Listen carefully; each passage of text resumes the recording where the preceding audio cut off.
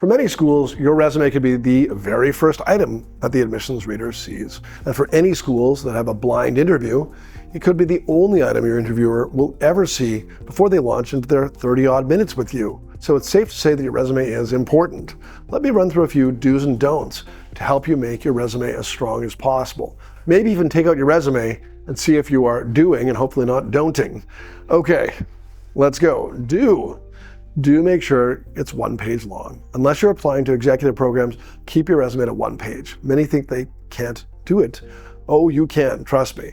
It's what admissions officers want, 1 page. Do prioritize. You can't tell it all. Admissions officers want to know that you can differentiate the most important points, so take time to think about your bullets, include ones that relate to your career goals, have measurable results, and are more recent.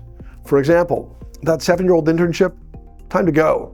Your most recent job, which you've been in for 3 years, make sure it owns more resume than your prior position that you had for 2 years. Do generally have just 4 sections: professional experience, education, leadership, personal. There are always exceptions.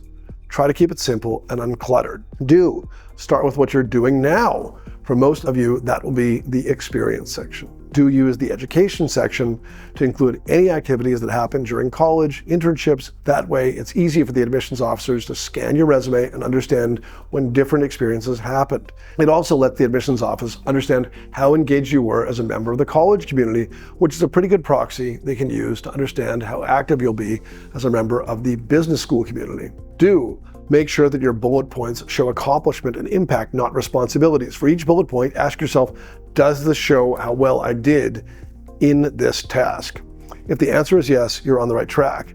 If you're showing merely what you did in your job, read that bullet again and fix it. Okay, some don'ts. Don't include your full address, technical skills, or a summary, though you can include your LinkedIn and email under your name. Don't fill every bit of space with text.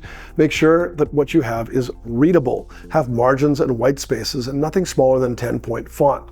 You want the reader to scan your resume. Filling the space will make it confusing and unintelligible. Don't make your resume exclusively professional. In the leadership section, include activities outside of work. In the personal section, include hobbies, languages, citizenship, travel. This isn't a professional roadmap. This captures who you are, and you are more than your work. Okay, that was our resume crash course. For even more on resumes, don't miss our next video, how to write an MBA resume bullet.